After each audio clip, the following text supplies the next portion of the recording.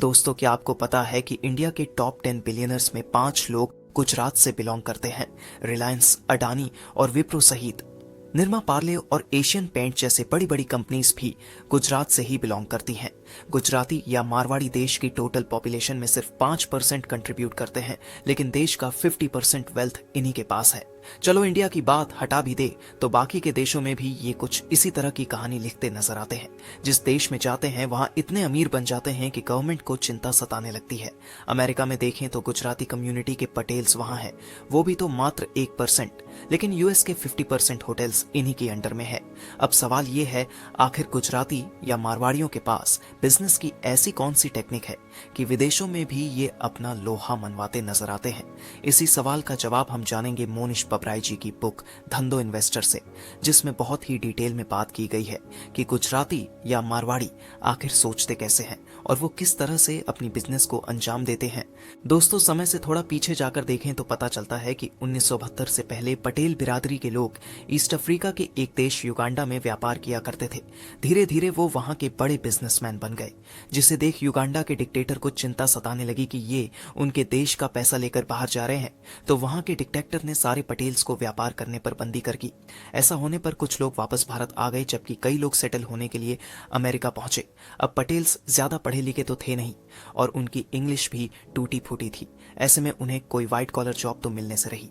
उसी दौरान उन्होंने देखा कि अमेरिका का अरब देशों के साथ कुछ मतभेद चल रहा है, जिसके चलते वहां ऑयल के प्राइसेस बहुत ज्यादा बढ़ गए थे। लोग ट्रैवल करना काफी हद तक कम कर चुके थे। उसका इंपैक्ट पड़ा यूएस के मोटल पर। मोटल यानी होटल। अब इससे बिजनेस ओनर दिवालिया हो गए। बिजनेस पर दिवालिया होने के बाद इन पर बैंक का कब्जा हो गया और वह बहुत ही कम प्राइस पर इसकी ऑक्शनिंग करने लगे। अब अच्छी बात यह थी कि जो लोग उन मोटल को खरीदना चाहते थे उन्हें बैंक की तरफ से 90% तक का लोन दिया जा रहा था। वही दूसरी तरफ पटेल, जिन्हें युगांडा से निकाल दिया था और वो अभी अभी यूएस आए थे, उनकी नजर इस बिजनेस पर पड़ी। वहीं जब उन्हें युगांडा से निकाला जा रहा था तो उन्होंने काफी चालाकी दिखाई थी और अपने पैसे से गोल्ड खरीदकर उसे चोरी छुपे यूएस ले आए थे। उन्होंने उस गोल्ड को बेचकर 10% का इंतजाम किया और बाकी का 90% तो उन्हें बैंक से मिल ही रहा था। ऐसे ही बहुत आसानी से उन्होंने मोटल्स को खरीद लिया। मोटल्स को खरीदने के लिए उन्होंने 2 से 3 रूम अपने फैमिली के लिए रखे और बाकी को गेस्ट के लिए छोड़ दिया। अब मोटल बेसिकली 10 से 15 रूम के होते हैं और उनके मेंटेनेंस के लिए 10 से 15 लोगों की जरूरत पड़ती है। ऐसे में पटेल्स ने सोचा कि वो इतने सारी स्टाफ्स को रखकर करेंगे क्या, और क्योंकि मोटल अभी चल भी नहीं रहे थे तो उनकी सैलरी देना भी मुश्किल होता। इसलिए उन्होंने सबको काम से निकाल दिया और अपने सभी घर वालों को उनकी जगह पर काम पर लगा दिया। यानी घर का ही कोई सफाई का काम करने लगा तो कोई लॉन्ड्री का। धीरे धीरे वहां से लोग मोटल्स में आना शुरू हुए। अब घर के ही लोग काम पर थे तो पटेल्स ने काफी चीप रेट पर लोगों को रूम देना शुरू कर दिया। इनका प्राइस इतना कम था कि आसपास के मोटल्स उन्हें कम्पीट नहीं कर पा रहे थे। करते भी कैसे, क्योंकि उन्हें हर महीने अपने स्टाफ को सैलरी जो देनी होती थी। कम प्राइस की वजह से पटेल के मोटल्स खूब ज्यादा चलने लगे। इसके बाद इन्होंने पैसे जमा करके बड़े बड़े मोटल को खरीदना शुरू कर दिया और देखते ही देखते ये यूएस के 50% होटल के मालिक बन गए। दोस्तों, धंधो फ्रेमवर्क का पहला रूल है कि आप किसी ऐसे बिजनेस में इन्वेस्ट करें जो पहले से बना बनाया हो, क्योंकि किसी भी नए बिजनेस को स्टार्ट करने में बहुत ज्यादा टाइम और एफर्ट लगता है और उसमें बहुत सारे पैसे भी इन्वेस्ट करने पड़ते हैं।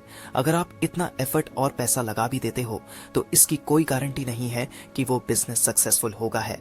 इसके लिए पटेल्स ने पहले से बना बनाया बिजनेस यानी कि मोटल्स को खरीदना शुरू किया। वो रिसर्च या किसी इनोवेशन के पीछे नहीं पड़े, क्योंकि उस सब के लिए ना तो उनके पास टाइम था और ना ही फंड, और वो खुद को किसी कॉम्प्लिकेटेड टास्क में इन्वॉल्व भी नहीं करना चाहते थे। इसके लिए ना उन्हें लैंड खरीदना पड़ा, ना कंस्ट्रक्शन कराना पड़ा और ना ही एडवर्टाइजमेंट, क्योंकि बहुत से लोग पहले से ही इन मोटल में रेगुलर विजिटर थे। ऐसे में एक बने बनाए बिजनेस को बहुत कम कीमत में खरीदने का ये बहुत ही अच्छा मौका था। दोस्तों, कोई भी कंपनी हो, उसका मेन फोकस होता है ज्यादा से ज्यादा पैसा कमाना। मोनिश पबराय का कहना है कि बिजनेस को समझने के लिए अगर आपको एक पैराग्राफ से ज्यादा लिखना पड़े तो इसका मतलब है कि उसमें कुछ फंडामेंटल प्रॉब्लम है। बिजनेस जितना ज्यादा सिंपल होगा उतनी ही जल्दी उस पर अपना कंट्रोल किया जा सकता है। इसका एडवांटेज ये है कि सिंपल बिजनेस की इंट्रिंसिक वैल्यू निकालना बहुत ही ज्यादा आसान होता है। इसमें बस आपको कितनी अर्निंग हो रही है और कितना खर्च हो रहा है, इसके बीच का डिफरेंस निकालना होता है और इसी से पता चलता है कि बिजनेस में प्रॉफिट है या लॉस। ये बिजनेस के के उन सीक्रेट में से एक है जो गुजराती और मारवाड़ी के व्यापार को लॉन्ग टर्म में मोटा प्रॉफिट जनरेट करके देता है। इसलिए वो कभी भी किसी भी कंपनी या एसेट को उसकी प्राइस के अकॉर्डिंग नहीं बल्कि उसके इंट्रिंसिक वैल्यू के अकॉर्डिंग खरीदते हैं। ऐसे में अगर मान लो कि किसी बिजनेस के इंट्रिंसिक वैल्यू 100 रुपए है लेकिन मार्केट में वो 110 रुपए में मिल रहा है तो पटेल्स उसे कभी भी हाथ नहीं लगाते। इसकी जगह वो दूसरे बिजनेस को देखेंगे या उस वक्त तक वेट करेंगे जब तक कि उसकी प्राइस ड्रॉप होकर लगभग 60 या 70 रुपीस के अराउंड ना आ जाए। दोस्तों, गुजराती या मारवाड़ी ज्यादातर लो रिस्क और हाई अनसर्टेनिटी वाले बिजनेस में इन्वेस्ट करते हैं क्योंकि लॉन्ग टर्म में उन्हीं बिजनेस से प्रॉफिट होता है जिसकी डिमांड लंबे समय तक हो। ऐसा ना हो कि आज तो आपको भरपूर फायदा हो रहा है लेकिन 1 से 2 साल बाद आपको धंधा बदलना पड़ जाए। दुनिया के सबसे सक्सेसफुल इन्वेस्टर वॉरेन बफेट का भी यही कहना है कि हमें ऐसे बिजनेस में इन्वेस्ट करना चाहिए जिसका रेट ऑफ एक्सचेंज काफी स्लो हो। फॉर एग्जाम्पल कोको कोला या मैकडोनल्ड, ये ऐसे ब्रांड हैं जो सदियों से चले आ रहे हैं। हम सभी जानते हैं कि ये आगे भी कई सालों तक चलते रहेंगे, लेकिन दूसरी तरफ देखें तो बहुत सी ऐसे सॉफ्टवेयर और टेक्नोलॉजी कंपनीज हैं जिनका रेट ऑफ एक्सचेंज काफी हाई होने की वजह से आज उनका कुछ अता पता नहीं है, जैसे कि ब्लैकबेरी, जेरोक्स और कोडक। इस तरह के और भी कई नाम हैं जो एक समय लोगों की पहली पसंद हुआ करते थे लेकिन आज इनका नाम भी सुनने को नहीं मिलता। इसलिए हमें एक ऐसे बिजनेस में पैसे लगाना चाहिए जो रातों रात बदलना चाहे। दोस्तों, आर्बिट्राज का मतलब है कि किसी सामान को कम प्राइस में खरीद कर ज्यादा प्राइस में बेच देना। और शायद ही आपको पता हो कि आर्बिट्राज के बहुत से टाइप्स होते हैं और आज हम उनमें से 4 टाइप्स की बात करेंगे। तो इनमें पहला है आर्बिट्राज ऑफ टाइम। मान लो कि आज आपने किसी स्टॉक को 50,000 रुपए में खरीदा और 2 साल बाद उसे 70,000 रुपए में बेच दिया, तो समय के बदले आपको 22,000 रुपए का प्रॉफिट हुआ और इसे ही आर्बिट्राज ऑन टाइम कहा जाता है। आर्बिट्राज ऑन टाइम का यूज गुजराती या मारवाड़ी से अच्छा शायद ही कोई जानता होगा। आर्बिट्राज का सेकंड टाइप है आर्बिट्राज ऑन प्लेस, यानी कि मान लो आपने कपड़े का व्यापार किया और दिल्ली से 10,000 रुपए का माल उठा के मुंबई में 15 रुपए में बेच दिया। ऐसे में आपका प्रॉफिट बना 5,000 रुपए। तो दिल्ली और मुंबई के बीच के डिस्टेंस से जो आपने प्रॉफिट कमाया उसे आर्बिट्राज ऑफ प्लेस कहते हैं। इस तरह का बिजनेस आजकल बहुत ही ज्यादा फेमस है। वहीं गुजराती लोग इस फॉर्मूला का यूज सदियों से करते आ रहे हैं। आर्बिट्राज का तीसरा टाइप है आर्बिट्राज ऑफ वैल्यू। मान लीजिए कि आप एक ग्राफिक डिजाइनर हैं और आपको एक कंपनी की तरफ से सोशल मीडिया पोस्ट डिजाइन करने का काम मिलता है। इसके लिए आप 200 रुपए की कोई प्रीमियम इमेज या टेम्पलेट खरीदते हैं और अपना कुछ समय लगाकर एक बेहतरीन सा पोस्ट बनाते हैं और कंपनी को देते हैं, जिसके लिए कंपनी आपको 500 रुपए पे करती है। तो यहाँ आपका खर्च तो सिर्फ 200 रुपए है, लेकिन आपने जो वैल्यू क्रिएट की है उससे पोस्ट का प्राइस इंक्रीज होकर 500 हो गया। इस तरह का बिजनेस आपने मार्केट में बहुत देखा होगा, जैसे कि एक मेहंदी आर्टिस्ट 10 रुपए की मेहंदी की कोन से 200 रुपए की वैल्यू जनरेट कर सकती है। अब आर्बिट्राज का फोर्थ टाइप है धंधो। आर्बिट्राज इसके अकॉर्डिंग आपको कोई भी एसेट तभी खरीदना चाहिए जब उसकी प्राइस एक्चुअल वैल्यू से कम हो चुकी हो, ताकि उसके लिए हमें कम से कम पे करना पड़े और बाद में जब ये अपने नॉर्मल रेट पर आ जाए तो इसे बेचकर प्रॉफिट कमाया जा सके। इसे आप रियल एस्टेट से समझ सकते हैं कि जब प्राइस ड्रॉप होता है तो स्मार्ट एजेंट प्रॉपर्टी खरीद कर रख लेते हैं और कुछ समय बाद जब मार्केट वापस से स्टेबल होती है तो उसे प्रॉफिट के साथ बेच देते हैं। लेकिन इसमें भी इन्वेस्ट उन्हीं चीजों में करना है जिसमें रिस्क कम हो और लॉस होने पर आपके हाथ में कुछ पैसे आए।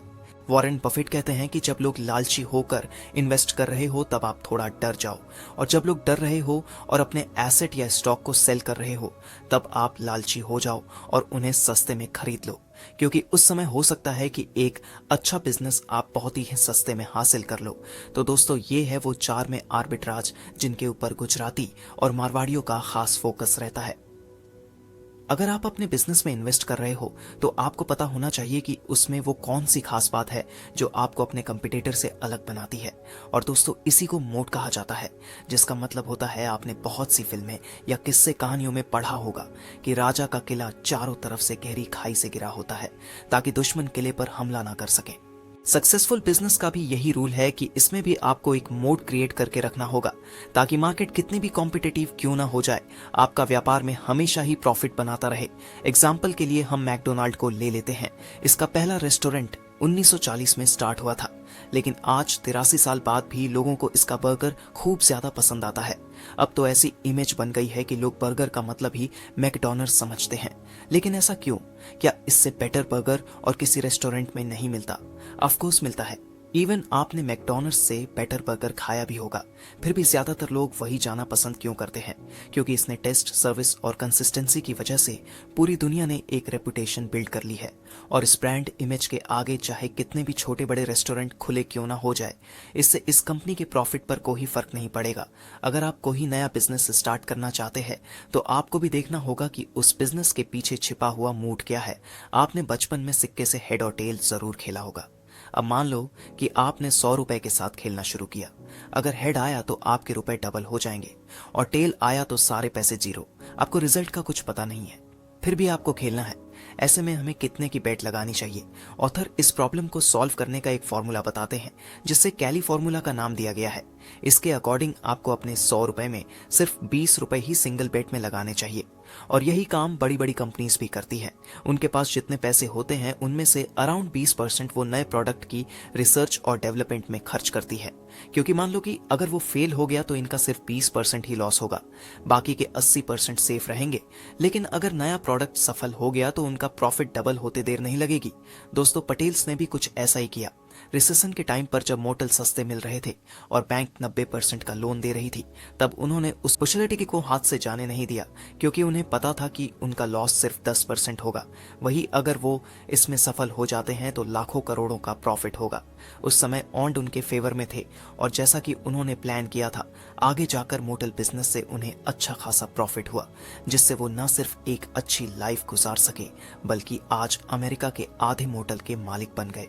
तो ये थे धंधो बुक के कुछ ऐसे अहम रूल्स, जिससे आप आसानी से ये समझ सकते हैं कि गुजराती या मारवाड़ी ऐसा अलग क्या करते हैं कि ये बाकी लोगों से व्यापार में इतना ज्यादा आगे निकल जाते हैं।